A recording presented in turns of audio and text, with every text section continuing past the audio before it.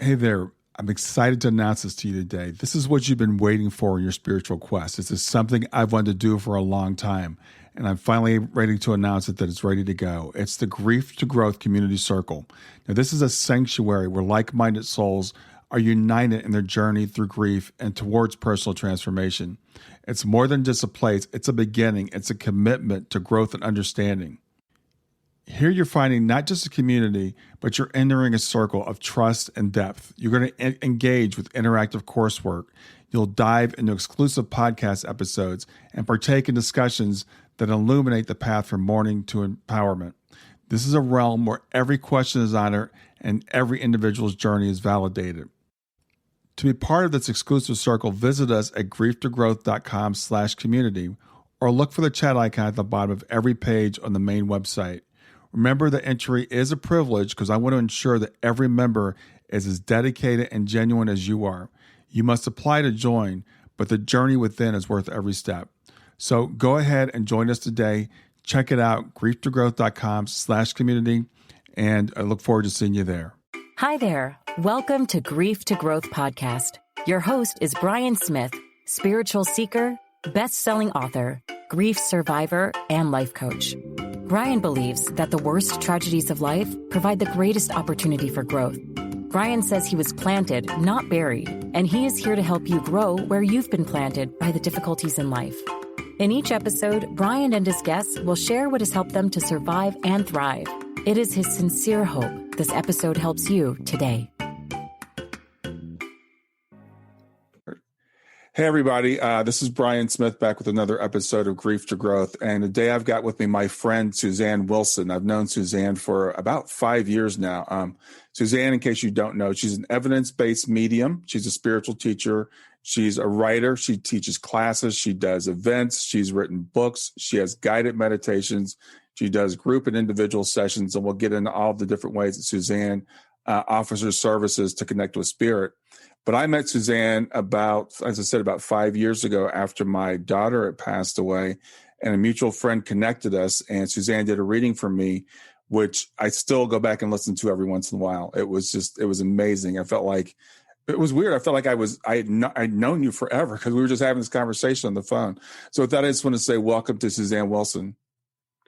Thank you. Thanks for having me, Brian. I'm so proud of you and the work that you do. Well, thanks. I appreciate that. Well, you're a big part of setting me on the path. And I remember in that reading, you kind of told me that this was it was coming up in front of me. And that was 6 months after Shana passed. And so I had no idea it was coming. Well, it definitely wasn't me telling you. You know who was telling you, but it's an honor to be of service and to be that messenger. Yeah, absolutely. So I always assume that people know like Susanne Wilson because you're like world famous, but I want to tell people your story and who you are and how you got to be where you are. So how did your gifts develop? How did they first start to manifest themselves? In childhood, I was that weird outcast kid that nobody wanted to pick for teams. Nobody wanted to eat lunch with. And it was because I couldn't keep my mouth shut about seeing colors and lights around people.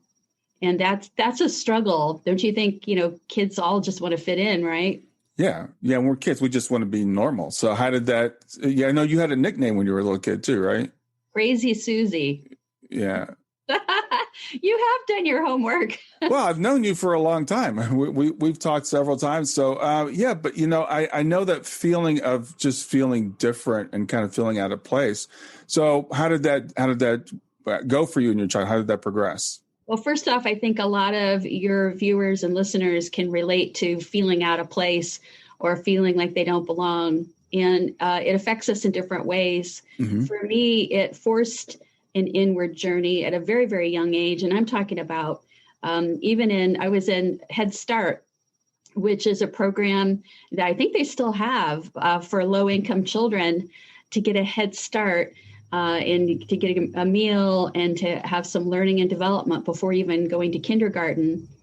And I can remember I was so overwhelmed by all the lights around all of the other kids that they had this this big rocking horse thing where one kid could sit on one side and one could sit on the other in the toy room. Mm-hmm. And before Head Start would begin, the teacher would come and put it up on its side and lean it up against the corner in the wall. And then class would start. I was there for the treats. I was just there. I didn't care about the class, and I didn't care about playing with the kids because I was just watching the lights. But one day it was so overwhelming, I hid behind the rocking horse toy. And I hid the whole session until treat time. I came out, and that bought me a phone call home from the principal.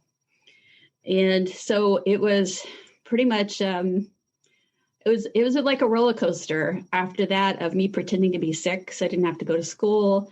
And then in first grade, second grade, getting beat up on the playground. I always had skinned knees because I was just a kid and overwhelmed. And I would say, like, look, there's somebody standing behind you, and I think this is your grandma.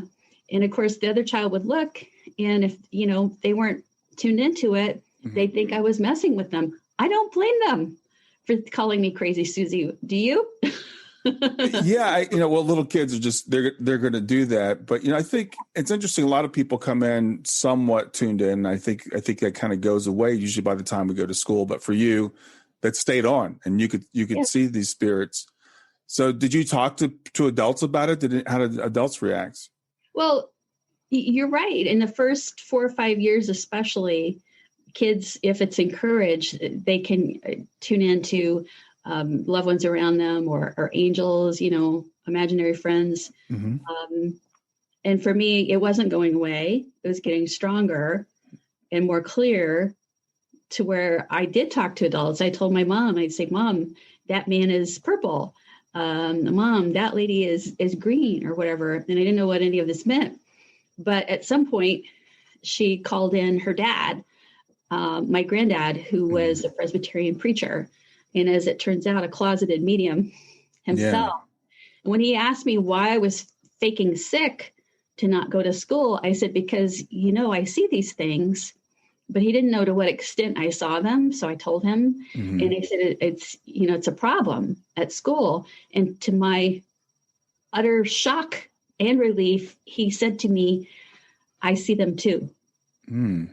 So that started several years of like a mentorship with him, where I would go and spend the night at the manse. And that's what they call the house that the preacher is given by the church from Friday night till Sunday night. And my granddad and I would stay up late and talk about, why does God give certain gifts to certain people? And it wasn't these discussions were not limited to me. They were about everybody's gifts. So I got to see a context of not only was this weird, but this was normal. And I wasn't super special any more than any other person. And so it really normalized what I was going through at that point in time. So you were seeing what we would call auras, right? You were seeing colors around people, and you were seeing people that were in spirit. Is that correct? Absolutely. Yeah. And I got to the point where I can remember I would know that if the color was, I would call it breaking apart or dirty or stormy. And so if the colors looked like that, I knew something was wrong with the person. If the colors were bright and big, I felt drawn to that person. And furthermore, I could tell in the school who was going to come after me to pick on Crazy Susie, because their aura would change. Wow. It would change. It would shift. I could feel their energy start to come towards me in a very dark and stormy way. But by the same token, to this day, Brian, if I request prayer or distance healing from somebody, I see it coming to me no matter where they are in the world. I have friends in Australia that have prayed for me, and I will know when they're doing it because I see pink lights coming. So this was my world. Wow. Okay. So your grandfather was your mentor, and he kind of told you your gift was okay and it was acceptable. And I guess at that point, did you embrace it when you were a child, or when you? Another thing that he taught me was when to keep my mouth shut, which was really helpful. And it's not like he could say to the congregation, you know, I see all of this too. You know, there are certain norms in that day and age where, you know, we didn't have TV shows like The Psychic Kids or anything like that. So he taught me to be discerning about sharing, but also would answer any question that I had in a contemplative way where I knew, and I could see lights over his head when he did that. I could see lights over his head and around him when he preached. I knew that he was getting his information not only from his own ego, but from something bigger than all of us, even though I didn't know exactly what that was. But no, I tried to hide it for a long, long time. Yeah. So at some point you came out as because you're a professional medium now. So how did that progression go? Stay with us. We'll be right back. Hey there, something I want to tell you about today. My podcast platform, Buzzsprout, has recently made it easier for me to allow you to support me financially. Go to www.grieftogrowth.com/subscribe. That's grief2growth.com/subscribe. And once you're there, you can sign up to support me financially. Now, you can do it for as little as $3 a month or, of course, as much as you'd like. If you do that, you'll get access to bonus episodes, and you'll see those in the regular feed. They'll have a lock on them.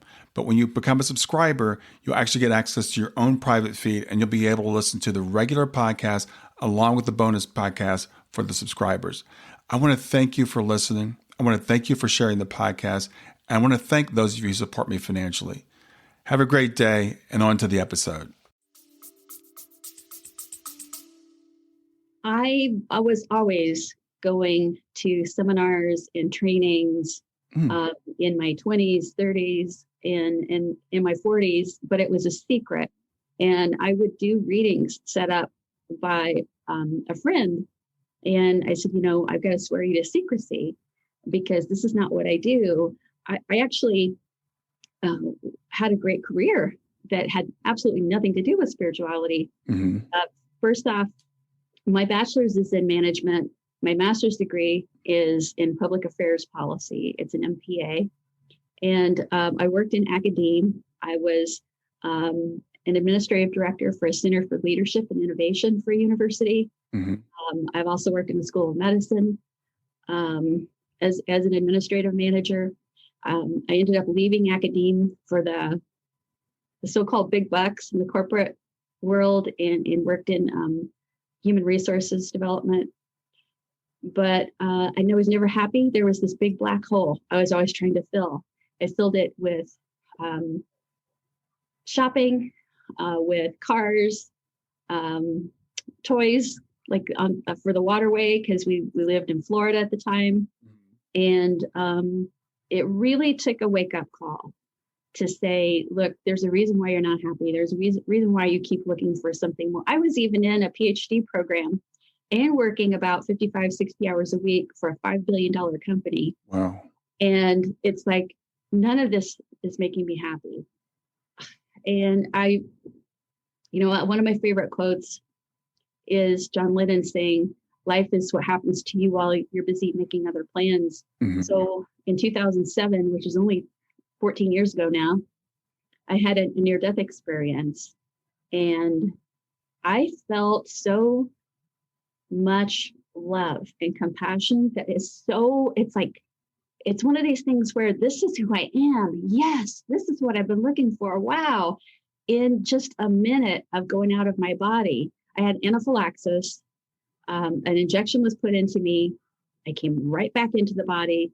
But that minute was a minute of reconnection. That minute was a minute of knowing that this world we're living in is the dream and the other side of life is the reality. And all I wanted to do was love. So just imagine the corporate HR person is coming to you. You're an executive vice president for a big company. You know, it's kind of like The Devil Wears Prada. I don't know if you've seen that movie, but that risk, bam, bam, bam, get out of my face. kind of, and I walk into your office and I say, I'm here to talk about, your budget for next year. Oh, how's your mom? I heard you. Give me a hug. How are you? You don't touch. I'm not for HR. And I know you don't touch. You got to be buttoned up and corporate. Mm-hmm. And I couldn't play the game anymore. I knew that they were going to can me. I just knew it. I made an exit plan and did it. And as soon as I did that, all the teachers I went to before and said, don't tell anybody you're tutoring me. I'm like, I'm out. I'm out of the closet. Oh, wow. I think it's really interesting, Susanne, as I was hearing you tell your story, this veil that we live in, this illusion that we live in, if you want, for lack of a better word. I think sometimes we think, well, if I could just see like what Susanne saw, then I would understand, this is really, an illusion, or I would live differently. But it's so powerful, the way people force us to conform, that someone that saw spirit even from such an early age, at some point, it seems like we put that away and we kind of shove it underneath until something wakes us up. Yeah, I carried shame. I was a denier, not an apologist of my abilities for many, many years prior to my wake up call, where there was no way I would admit the abilities that I had. There was no possible way, because I wouldn't have the great career. The credibility to be would be lost. And what I've also realized is we're not all meant to have a near-death experience, to have a wake-up call, but we do get wake-up calls when our heart's open and we are ready to make a change, and we don't know what that change is, but we know that this isn't working. Yeah. Something will happen.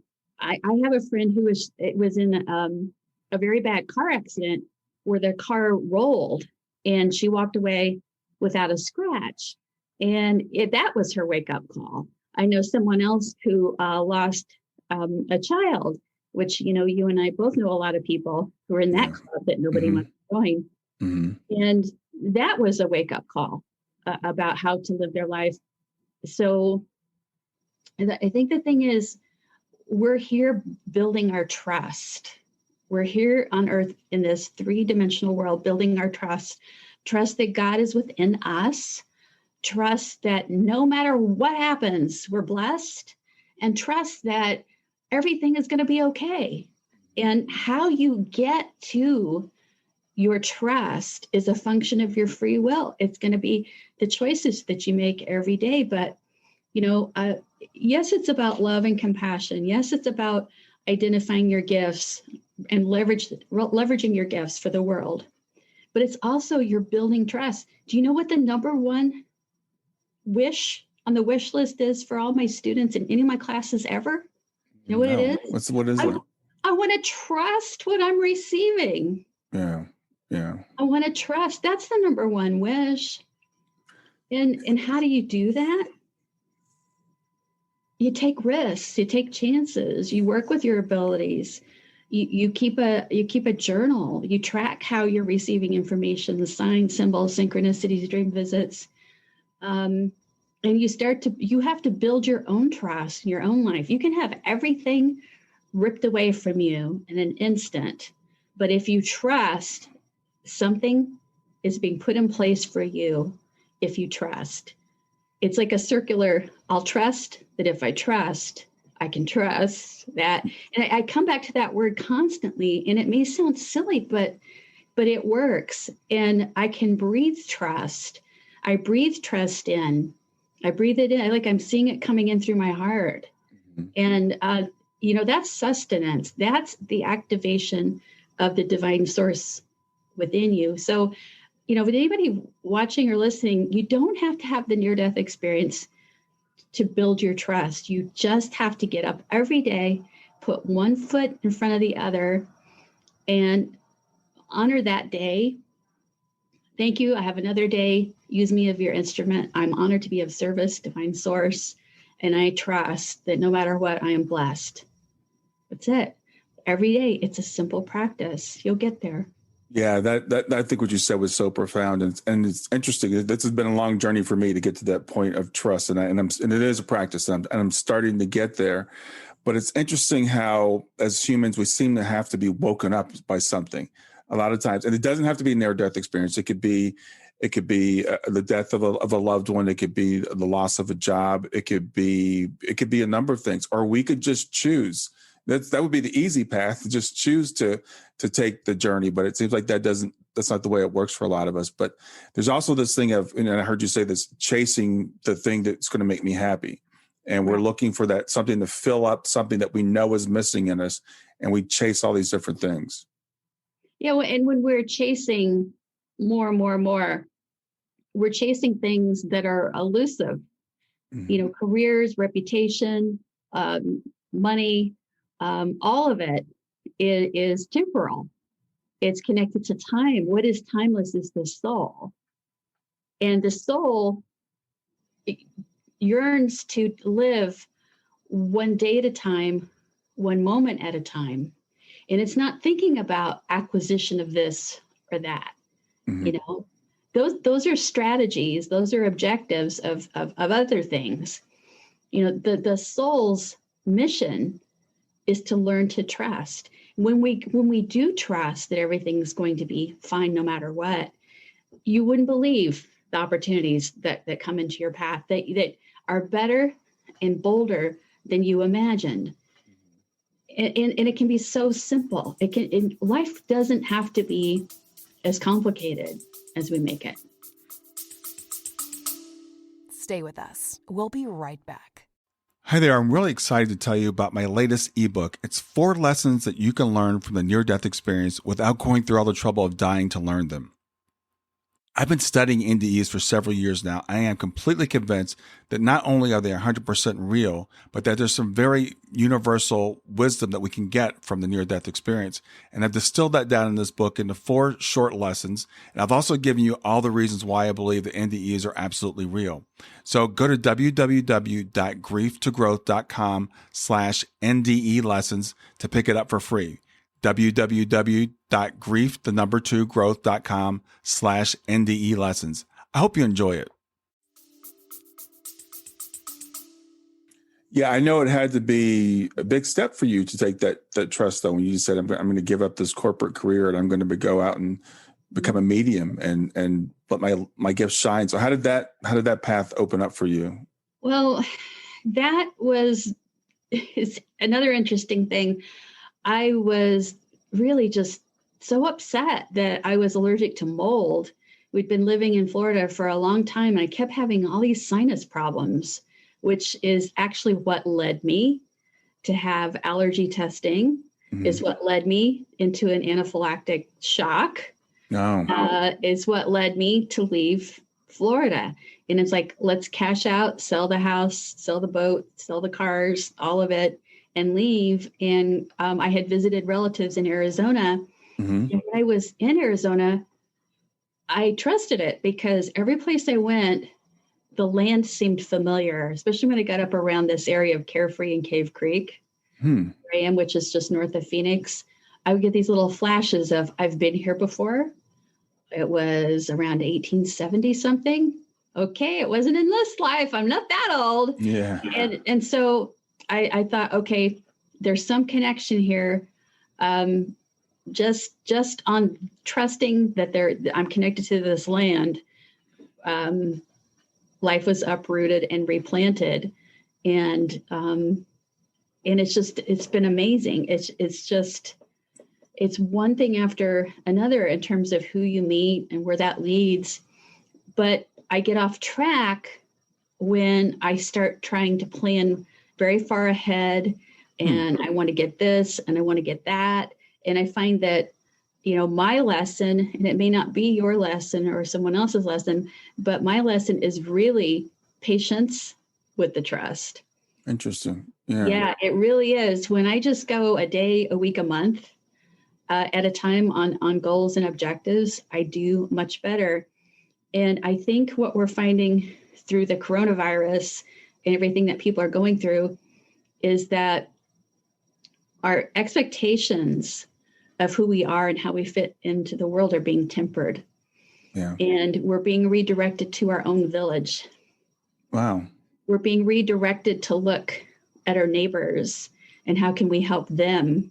And we're, for all the global technology that we have and all the access we have to travel and Zoom and all of that, this has brought us back into the small communities where we can really support each other.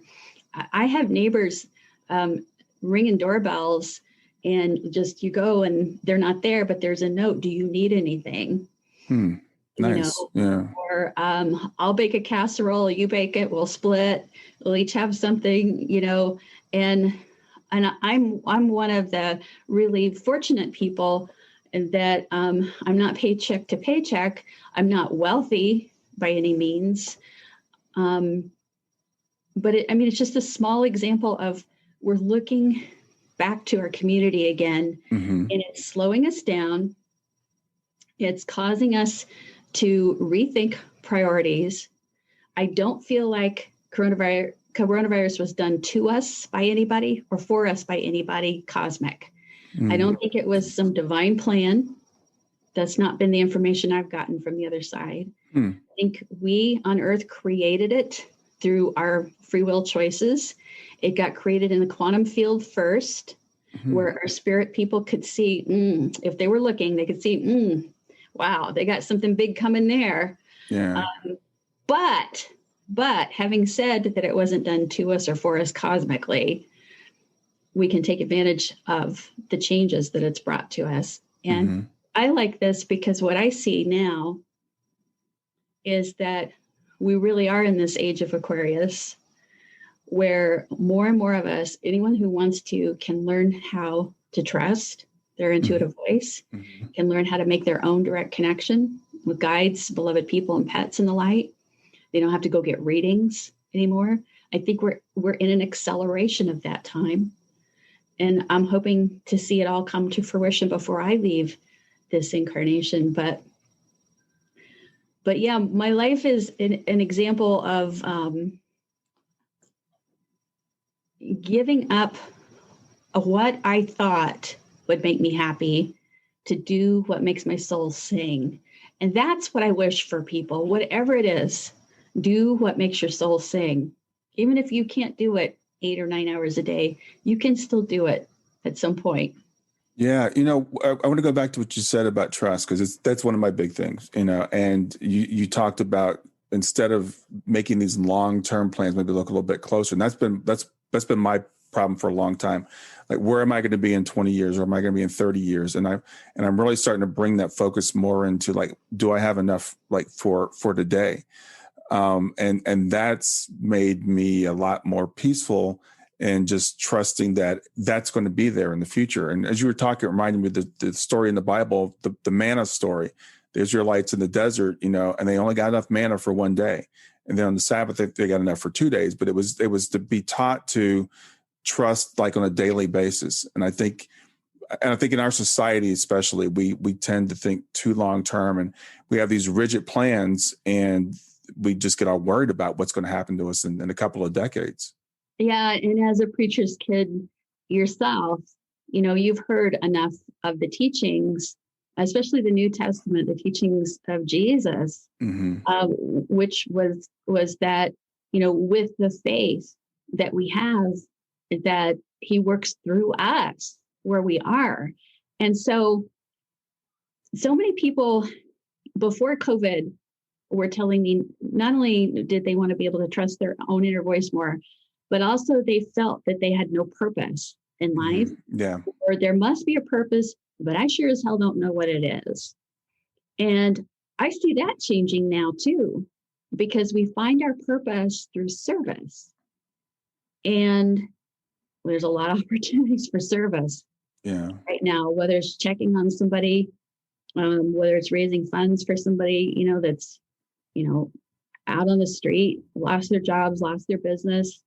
And it's through service that we find our purpose. We find our voice.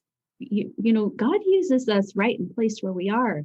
There ain't no big plan waiting for us. I don't feel like I was born and I had to be a teaching medium or a research medium to be successful in life. It could have turned out differently. I could have kept the abilities to myself, but used them in some way to make the world a little bit better right around me.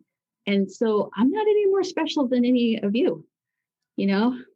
Well, maybe a little more special, but it's interesting though, as you were talking about purpose, because I work at my life coaching clients. I see as people get into this spirituality stuff, they're hearing, okay, we're here, we have a soul plan, we have a purpose. And then they get all hung up on what's that purpose? Because I have to have some big special purpose. And I keep trying to tell people, just like what you just said, grow where you're planted. Just do whatever you can do on a day-to-day basis. You don't have to go out and seek to become something, quote, big. And I think that's also a lesson that the people on the other side tell us, and people that have had near-death experiences tell us. And they tell us so much. And we have this voracious appetite. I want to read the next book and the next book and see the next speaker and the next speaker. And the common thread all the way through that is service. It's the common thread all of the time. I remember talking to a woman one time who said, I just feel like life is over. I've done whatever I needed to do. I've had a great career. I'm retired. I'm bored. And I feel like I missed the boat. But as we talked, and as a coach, you'll relate to this, we talked about accomplishment, raising a family, being a medical professional with a 30-year service in that field, co-authoring articles in science and all of that. And I'm like, okay, well, somebody else's accomplishments could be, they built a house. They helped someone who needed a meal when they needed it. The thing is, what are we measuring ourselves against that we can say, my life has no purpose? Who are the they that we're measuring ourselves against? The source doesn't want us to compare. When two flowers bloom, the one isn't jealous of the other for smiling up at the sun. I think if you want to have a scorecard, folks, I would say your scorecard should be at the end of the day. We talked about earlier about what to do in the beginning of the day, but at the end of the day is, how was I of service to my soul's growth and the growth of another living soul today? We'll get back to Grief to Growth in just a few seconds. Did you know that Brian is an author and a life coach? If you're grieving or know someone who is grieving, his book, Grief to Growth, is a best-selling, easy-to-read book that might help you or someone you know. People work with Brian as a life coach to break through barriers and live their best lives. You can find out more about Brian and what he offers at www.grieftogrowth.com, www.growth.com, or text GROWTH, GROWTH, to 31996. If you'd like to support this podcast, visit www.patreon.com/grieftogrowth, www.patreon.com/GRIEF, to make a financial contribution. And now, back to Grief to Growth. Yeah. And keep it simple. Yeah, that's that very big shift in perspective, though, from I think being just a human being and understanding that we're a spirit. And so as we develop that perspective through the practice we talked about earlier, that's when we can learn to trust. Because when I was a little kid, I guess when I heard about trust, I always thought meant trust that nothing bad was ever going to happen to you. And trust meant that God was going to take care of me. And a lot of people still have that Sunday school belief about God, that if I do all these right things, then, quote, nothing bad will happen to me. And then we get knocked off track when, I know a lot of people who had children pass, including myself, and people say, well, why did this happen? Does God not love me anymore? Did God break his promise, or does God not even exist? Well, first off, I love that we're saying God, because I get so tired of saying the divine source or the one or the just to make people feel comfortable. To heck with it. God, you can substitute in your mind any other title you want, but it's that essence that's in all of us that connects all of us, because we're never apart from each other or from this source energy. And the thing is, bad stuff is going to happen to us. It's part of the experience in the 3-dimensional earth plane. That's the way that it is. And I know that you know that firsthand all too well. But the thing is, temporary. Again, this is temporary. We're here. We're meant to be here for as long as we're meant to be here. And when it's time to go the other side of life, we want to have lived our lives in a way that we can reflect back and say, you know, I gave it my best. I gave love. I received love. I had compassion. I gave compassion. I received compassion, because it's got to go two ways. You can't just be a martyr here on earth and be proud of yourself when you go home. And then when we sit in our discussion circles or our groups or our soul groups, whatever terminology you want to use, I hate getting hung up on terminology all the time. We lose people with it. But when you get home to heavenly home and you're reflecting back, live in a way that you make yourself proud of yourself, really, because it's all you. It's all you are your own judgment. Nobody else is going to judge you at all. And not only that, they're probably going to tell you, wow, you went through so much. What a ride. You know, what a ride. Aren't you glad it's over? Well, let's talk about God for a second, because it's interesting. I was just having a conversation with someone this morning on Facebook, and she facetiously put on Facebook, okay, tell me, who is God? What is God? You know, define this for me.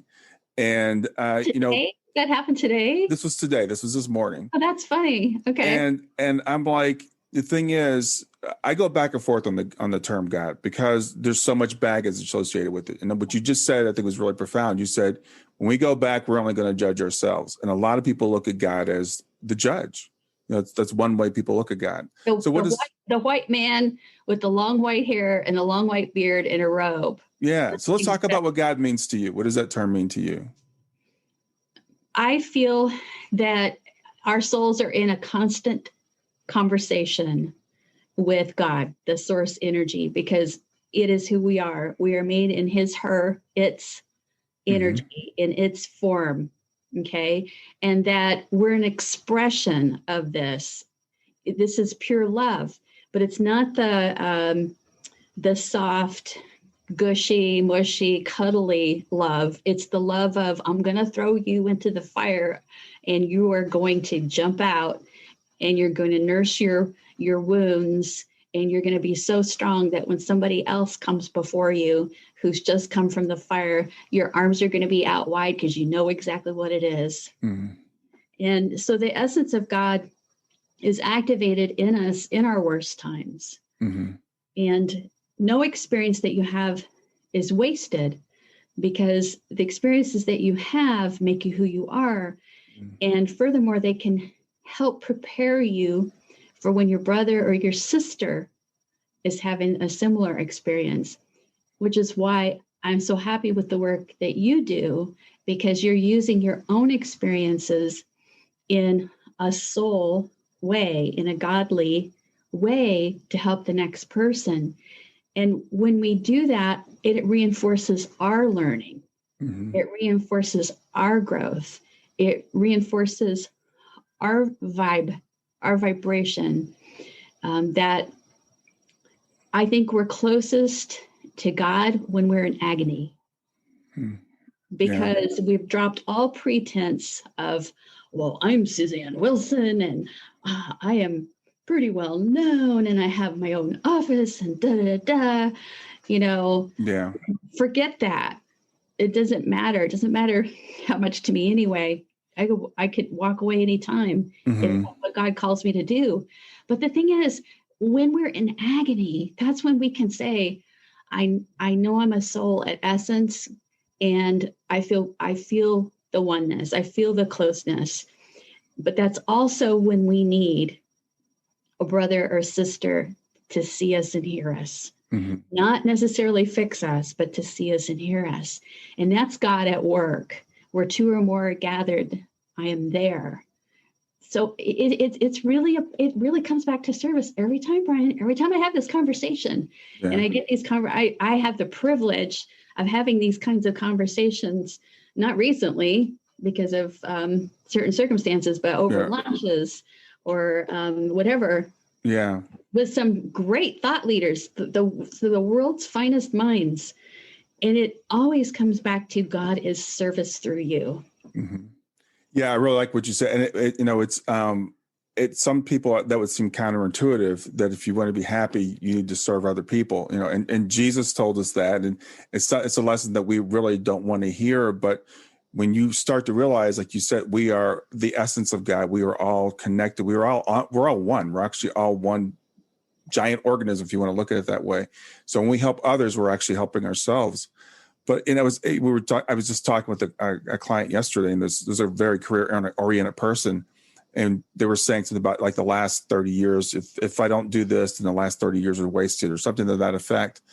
And I was saying to them, nothing is ever wasted. And it's one of those things that sounds like it's so cliche. It sounds like it's so flip. Nothing's ever wasted. But when I look back over my life, the worst things I thought happened to me, they've always made me stronger. And during the time I'm going through them, I did not want to go through them. But if I hadn't, I wouldn't be the person I am today. And I know you've had the same reflection. So as we start to get some age and experience, we can start to take that perspective. Yeah, it does help to have the age and the experience. And that's why I feel like the souls who incarnate here into bodies and leave us young were some of our greatest teachers of all time. Yeah. They didn't need to learn more and grow more. They came here to teach, just like your daughter, like Sheena did, through coming here for a short amount of time. And so those of us, we're of a certain age. I really want to help the new generation here. I really want to give them, the benefit of the experiences that our generation has had, the baby boomers and the Gen X.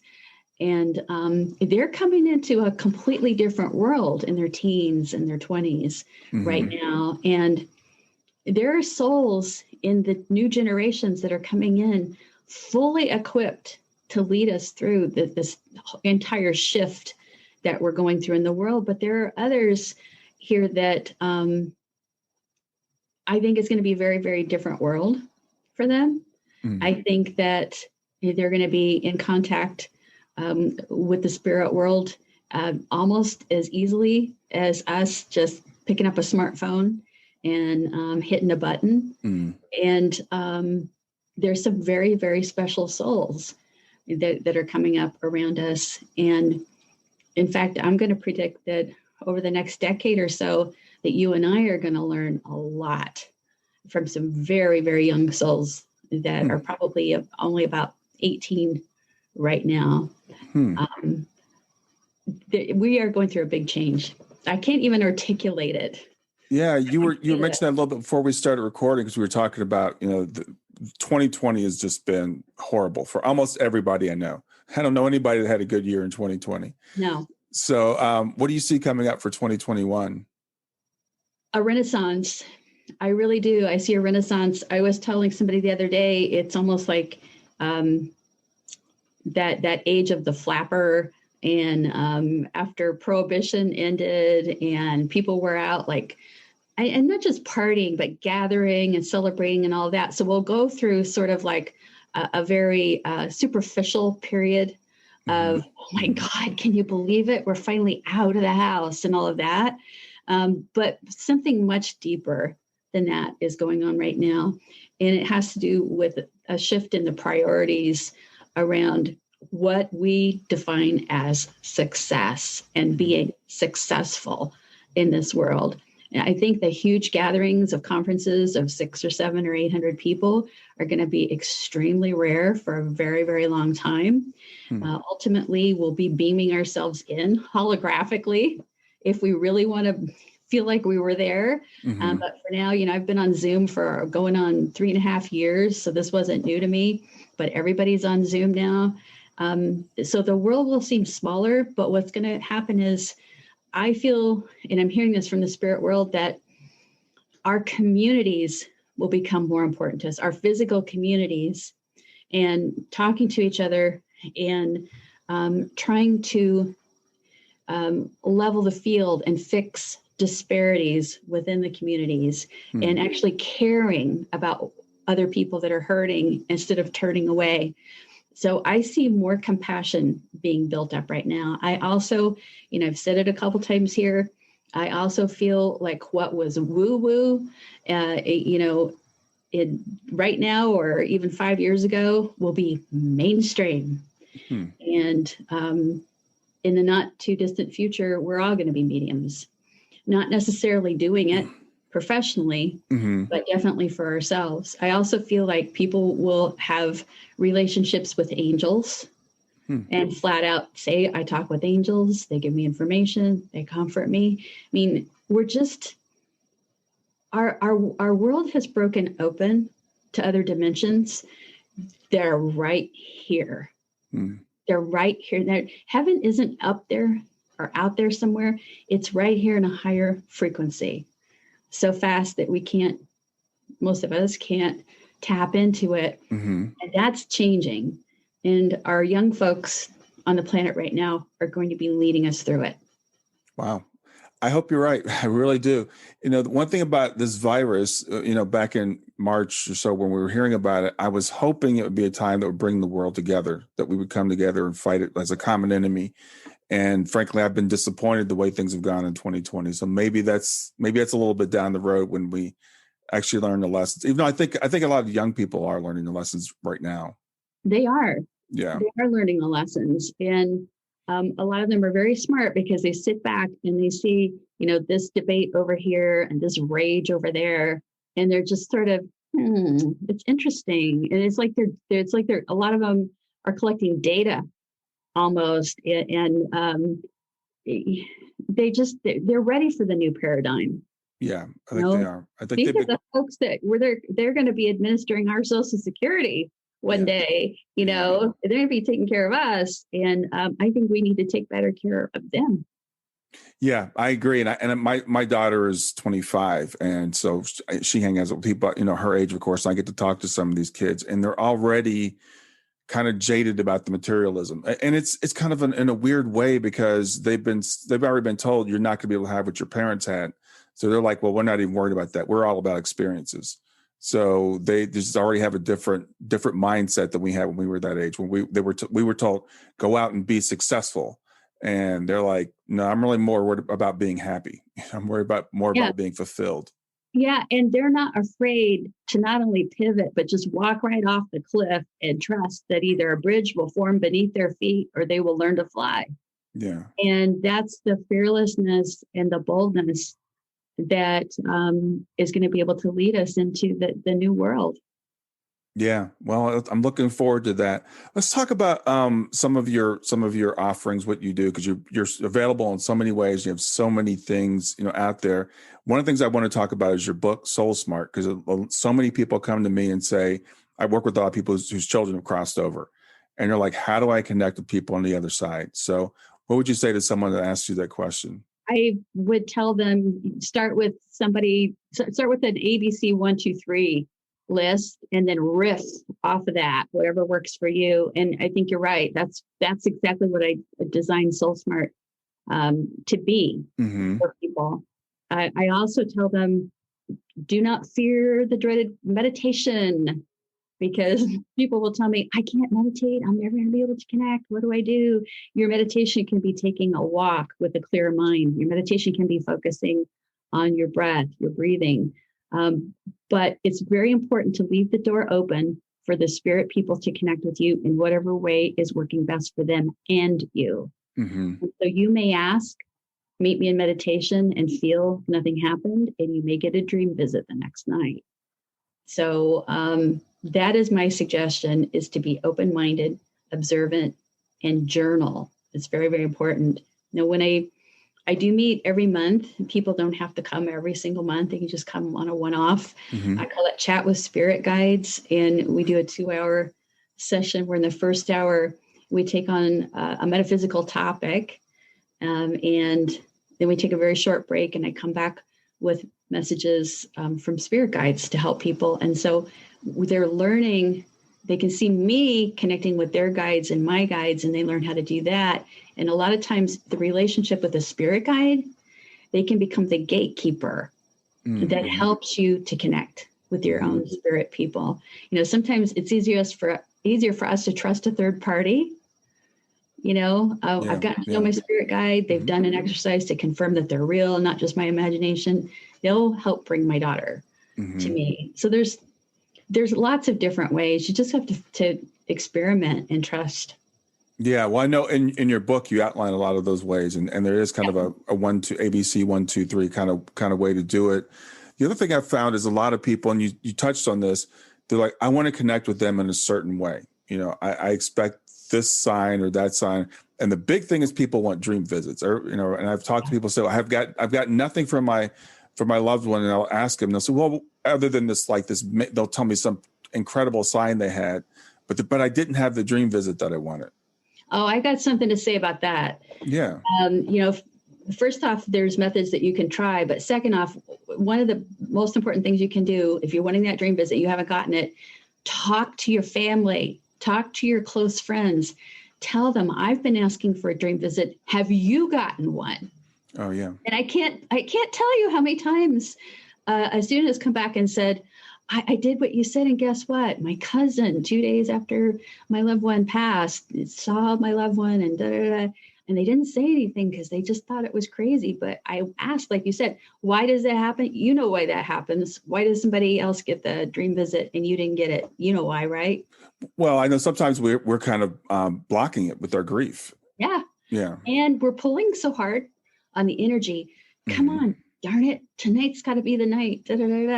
And we pull so hard, it can actually, do you remember earlier I talked about when I see auras, sometimes I can see that sluggish color or that muddy color. You can muddy your own aura, and that means obstructing your own receptivity by pulling too hard for something you want. Yeah. Yeah, that's a good point. And there are a lot of times people, they'll say, well, why did they go to my loved one as opposed to me? Because it's some of them may be a little more detached. It was easier. Yeah, it doesn't have that real strong emotional connection. It's true. And not only that, it's so unexpected. And so that person who wasn't super close to your loved one, but knows it was them, knows that experience was as real could be, they may then share that with somebody else who really needed to hear it. Remember, the spirit people are always talking, hey, I'll help you get that dream visit through, but it's going to be to your dad's friend instead of your dad, because we can pull that off. And then your dad's friend is going to help my cousin by telling that story. And it's like they're constantly looking for ways to help us to pay it forward here on Earth. Okay. Yeah, that's a good point. So what are some other signs that people will get? I mean, can you, they're always plotting for us from the other side of life, Brian. Yeah. So what are some other things people can look for besides visits? What are other ways that spirit communicates with us? Well, I like the signs a lot. I like the synchronicities of numbers a lot. And I have people send me pictures of license plates that have the birth date. Or, I know I get 1111 and I've asked who is this from and I've gotten the signs or whatever. But my personal favorite are things I can hold in my hand. Like the feathers, the pennies from heaven, heart-shaped stones, things like that. And then to have a medium later say, your daughter is holding a heart-shaped stone in her hand. Yes, I get those all the time. That's her. Not that you need that, but I feel like they set this stuff up sometimes. So, but here's the thing. I've had sessions over many years now where I'm talking about the signs and the person says, well, yeah, I do get that. That's from them. And I'm thinking, are you bonehead? It's like, I have to take a step back and be patient. I'm like, okay, now now you can collect them, or now you know who it's from or whatever. But one of the things that's changing now during COVID is I have noticed that the visitations are different, that there's more of a reassurance factor that seems to be going on. And I'm getting goosebumps just talking to you about this, because the recent readings that I've done, the spirit loved ones are coming in, they're saying, I'm patting them on the head.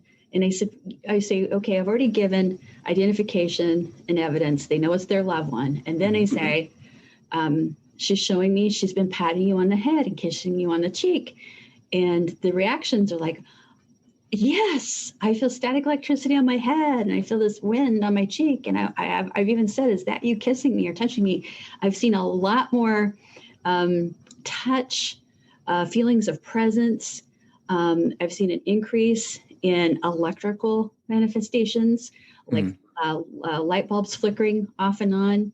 It seems like they know that we're hurting so bad here on the earth, and they're going OTT, man, over the top.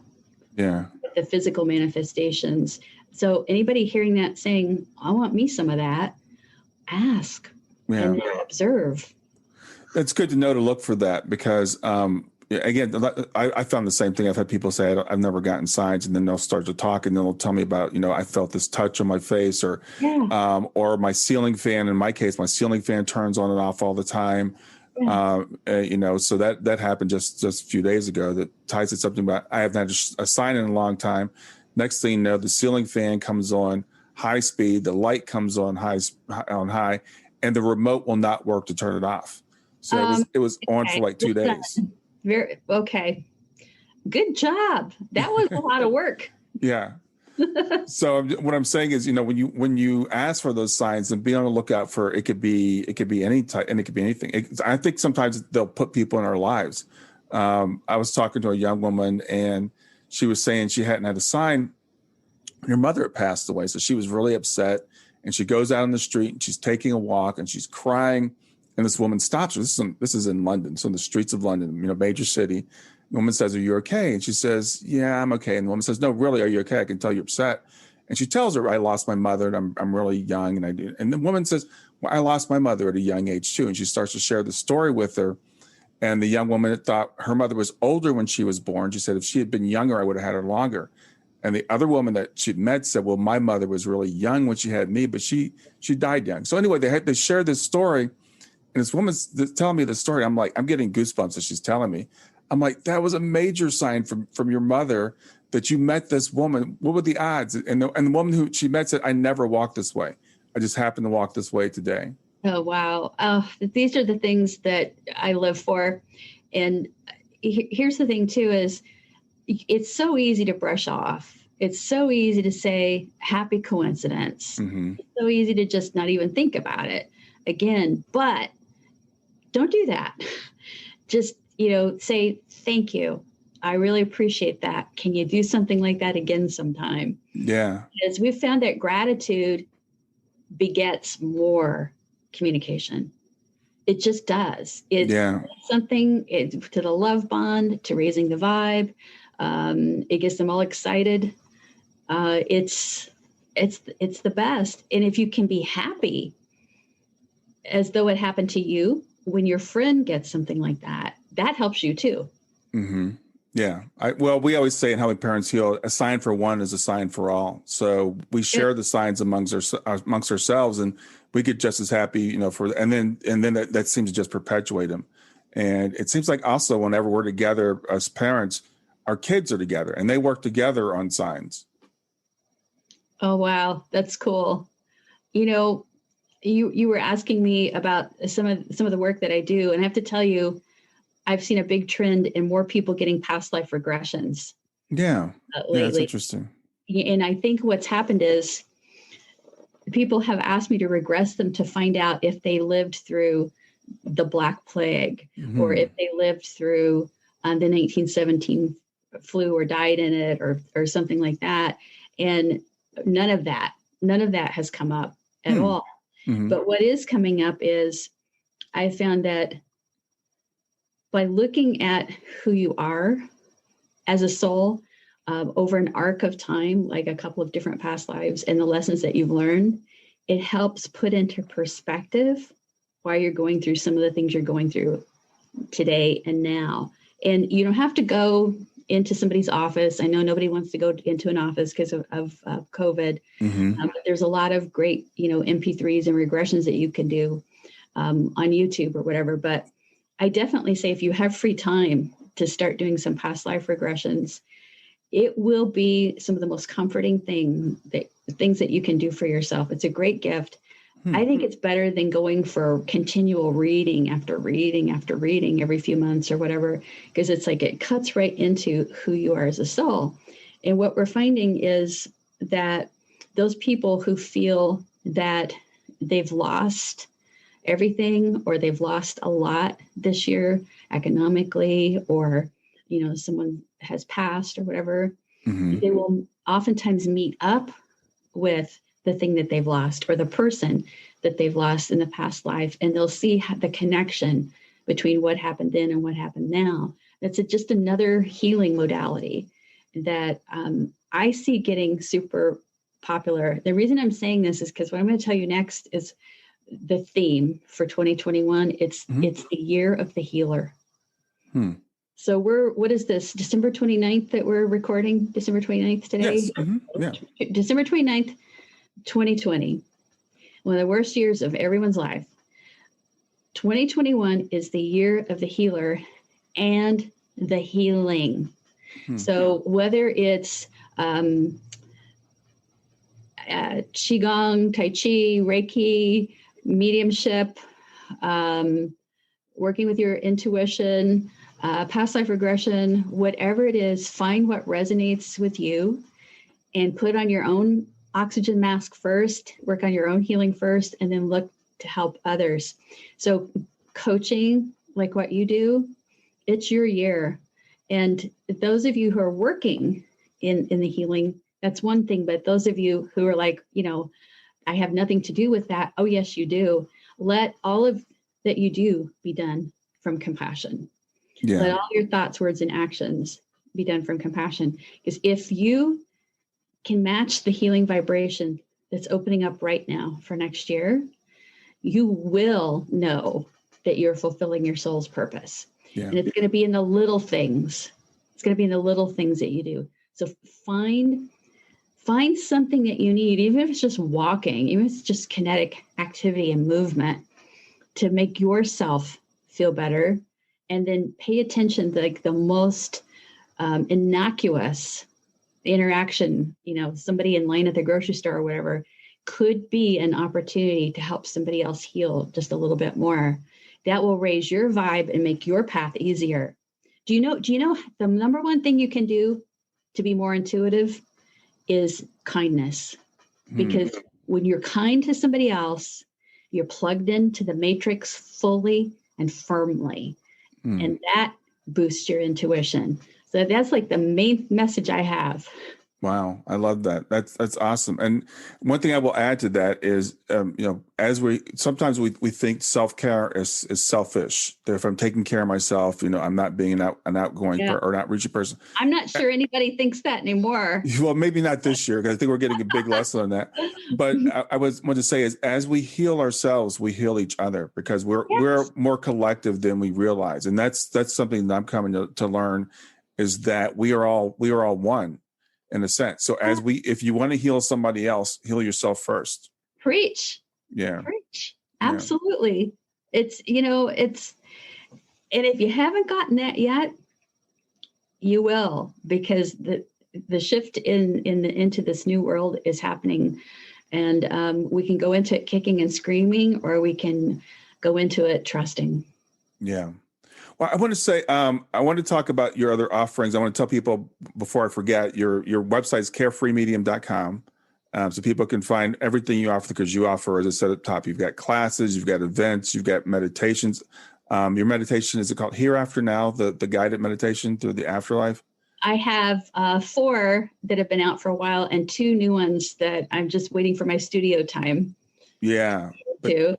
I was going to say that one I do all the time, and I know other people do it now. And there's Baron's working with somebody. He's my office mate. He's my office healing dog. Yeah. We have Guidance Quest to Meet Your Spirit Guide, Hereafter Now. I forget all the names of them. Yeah, but you've got several there, and you were talking about, you've got a new course, an on-demand course. Oh yeah, well, I've been doing a Soul Power Now series. I started it January in person in 2020, and that was like the last in-person event. And now we have Soul Power Now, Be Intuitive, that's ready for video streaming. And in January, if you want to do a live class, it's January 9th and 23rd. And this is Soul Power Now, Past Lives. Okay. Yeah. Which is going to be awesome. Awesome. So, and then you're open up to you're doing readings again now, because I know for a long time you were totally unavailable. For a long time, I was hiding under the covers because I had 1,000 people on the wait list calling all the time. It's almost like I needed to hire a person just to answer, where am I on the wait list? So we closed that. Mm-hmm. I worked that out. And so now what I do is I can get appointments open. I just put them on the website and that's it. So you have to check on the scheduling page on carefreemedium.com, but there are a few readings from time to time.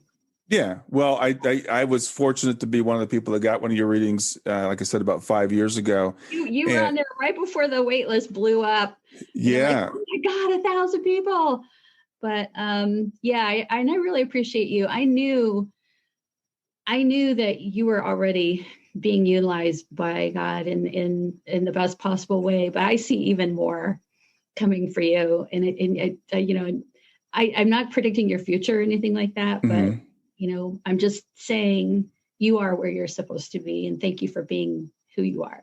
Oh, well, it's wild. You talked earlier about how these people get put into our lives and how things work out. So, I reached out to someone who connected me with you, and then you and I have met a couple of times in person at a couple of different conferences, and we're running in the same circles now. And I feel like you've become a friend over the years. So I'm, the fact that I'm sitting here doing this with you now, I would have never thought this would have happened, back when we first met. Ain't it cool? Yeah, it is. It's really cool. Well, Susanne, any last words or anything you want to say to people that are listening? Any advice or wisdom you want to give? Know that nobody you love is ever lost, that love truly does live forever. And I'm sending you love. That's the love with a capital L, I call it. Not like I love pizza, but I'm sending love from my heart space to yours. Guys, take care. All right. Thanks for being here, Susanne. Well, I hope you enjoyed the episode. I want to make it really easy for you to reach me. So just send me a text to 31996 and simply text the word growth, GROWTH. In fact, you can right now just say, "Hey Siri," send a message to 31996. And when Siri asks you what you want to send, just say growth. You can do the same thing with OK Google. Thanks a lot. Have a wonderful day. Thanks for listening to Grief to Growth. Brian hopes that you find this episode helpful and will come back for future episodes. Brian's best-selling book, Grief to Growth, Planted Not Buried, is a great resource for anyone who is coping with grief or knows someone who is. If you enjoy the podcast and would like to support it, there are 3 things you can do to help. The first is to share the podcast with someone that you think it will help. The second is to go to iTunes, rate, and review the episode. The third way you can support the podcast is by becoming a patron. Head over to www.patreon.com/grief2growth. That's patreon.com/grief, the number 2, growth, and sign up to make a small monthly donation. Patrons get access to exclusive bonus content and knowledge that you are helping to spread the message of grief to growth. For more about Brian and Grief to Growth, visit www.grief2growth.com. Hi there. I hope you enjoyed this latest episode of the podcast, and I'd love to hear your thoughts. What questions came up for you? What did you like about it? What didn't you like about it? I invite you to visit us at grieftogrowth.circle.so. That's grief, the number 2, growth.circle.so to continue the conversation with me and with other listeners. It's a space to sound off, to share reactions, and to go deeper into the topics from the show. I look forward to chatting more, and I hope to see you there.